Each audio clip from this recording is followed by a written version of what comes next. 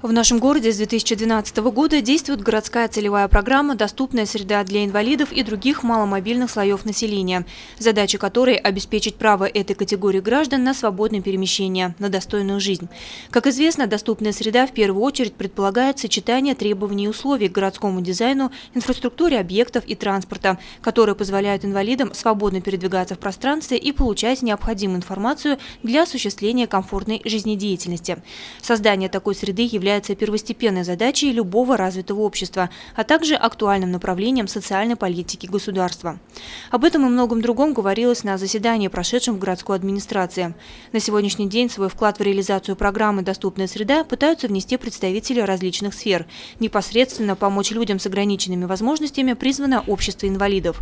На днях в Сибае начал свою работу родительский университет, цель которого – проводить занятия со взрослыми, воспитывающих детей с ограниченными физическими возможностями. Практику инклюзивного обучения впервые в регионе запустила детская школа искусств. Положительных сдвигов в этой области достаточно, но по-прежнему остается много вопросов по доступности городской инфраструктуры. В 2016 году было принято 15 объектов, кроме жилищного фонда. Из них, 7 объектов – это производственное назначение, остальные 8 – это торговые, офисные и реконструкция одного объекта была у нас.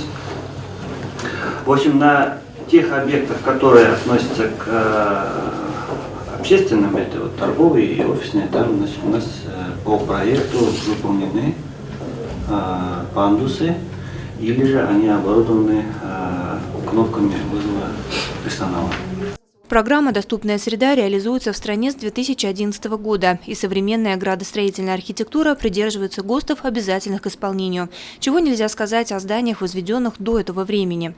Понятно, что перестроить все за короткий срок невозможно, но за прошедшие года у руководителей предприятий появился определенный опыт, что и как нужно делать. Немаловажным фактором для жизнедеятельности инвалидов является устройство на работу. По данным Центра занятости населения, в прошлом году 18 человек были устроены на работу. Если мы дальше будем продолжать реализовывать госпрограмму «Доступная среда» в более ускоренном темпе и с таким же вниманием к ней общественности, тогда мы сможем добиться того, чтобы каждый человек, независимо от наличия инвалидности, чувствовал себя комфортно везде, отметили участники рабочего совещания. Лиана Кириллова, Гуль Хамитова, Радмир Сингулов, Гульгина Раскельдина, телекомпания СТВ.